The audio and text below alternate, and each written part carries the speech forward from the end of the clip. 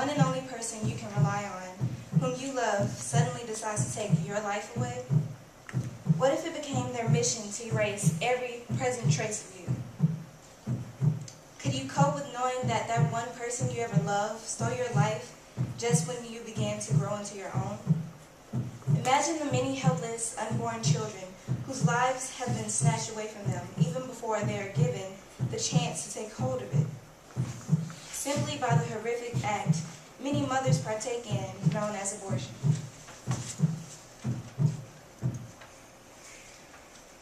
Over 42 million worldwide abortions are committed each year. Consequently, 115,000 abortions are committed each day. In 1996, the United States was responsible for over 1.37 million abortions each year, and approximately 3,700 each day. These are only the reported abortions. Today, I'd like to talk to you about, first, the history of abortion, secondly, its procedure and the special circumstances, and last but not least, the alternatives that many can benefit from. First and foremost, abortion is one of the major social issues known for its controversy. It estimates as early as the ancient times. There are many different opinions about when abortion started.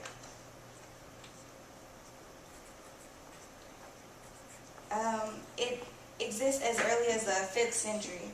We all have heard hearsay about what abortion is and how dangerous it can be, but what we need to know and realize is the dangerous effects it has and what we've made legal here in the U.S. By definition, abortion is the termination of pregnancy before or after the death of a fetus. Words that are associated with abortion such as induced expulsion and spontaneous expulsion.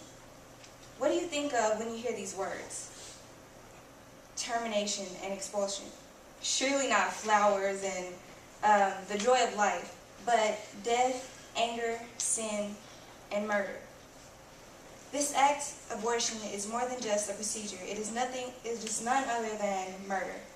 Murder of an unborn fetus. A fetus that is meant to grow into a full-grown baby. Women were blessed with this God-given gift. So why would anyone want to take this away? Abortion was known for its legality up until the mid-19th century.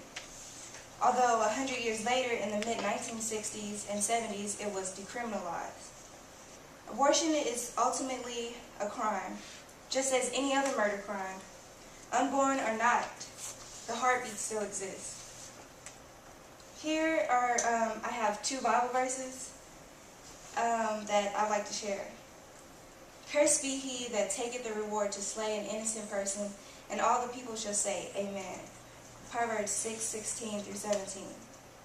Human life is very precious to God. In fact, it is so precious that God himself instituted the death penalty for anyone who takes the life of another. Exodus 21:22. In no way, shape, form, or fashion am I trying to preach to you today, but these are things that need to be brought to our attention. I want to present this as more than just a problem. This is an issue, a very big issue that has gone on long enough. Now that I've informed you of abortion and its history, I'd like to move on with special circumstances women find themselves in. In some instances, women and many young girls face the challenge of an unexpected pregnancy. But what happens when an unexpected pregnancy comes from rape or incest? 1,600 women choose abortion due to rape or incest. That is a lot of women. I consider this a special circumstance when it comes to abortion, but there's always a second option. Abortion is gone about in many ways, such as the suction method, where the unborn child is literally vacuumed from the mother's womb during the early stages of pregnancy, which is that picture on the right. The curate type abortion is where the child is cut from the mother's womb with a spoon-like object. The baby is surgically removed from the mother and allowed to suffocate because the child's lungs are not developed. The 4th type of abortion is the salt burn technique, With this method, the unborn child is literally pickled out of the womb, and it is injected with a strong salt solution. A few days after the injection, the child is stillborn.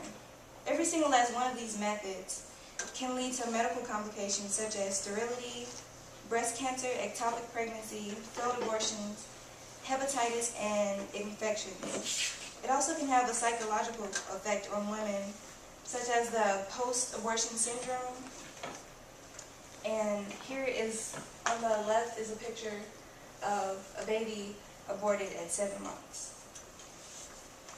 With many of these... Can we move off that? Okay. And that's a suction method as well. Yeah. Thank you. What many people don't realize or take into consideration is the different alternatives. Of course, keeping the child is always an option. And if finance is the problem, there are government funding such as food stamps or reduced housing or many other things. Adoption is a great alternative because you know that you're not killing your child for money reasons, selfish reasons, or whatever the case may be, but you're giving your child to a better family. Clearly you can see the risk of abortion and the effects it has. If any woman were to choose alternatives, the rate of abortion will progressively change. I have informed you about abortion and how it should be held in only certain circumstances, and what alternatives can be approached. What would you do if this was your sister? If it was your sister, would you sit back and watch, or would you take action and try to talk her out of it as best as you could? Well, this is my way of doing that. This is my way of speaking to all the women who are considering abortion and that can choose a different option.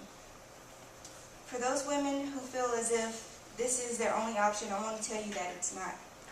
There are so many options out there, and if there are any questions or need any help, there are many hotlines out there such as Planned Parenthood, Option Hotline, and many other hotlines that are out there on the internet. Okay.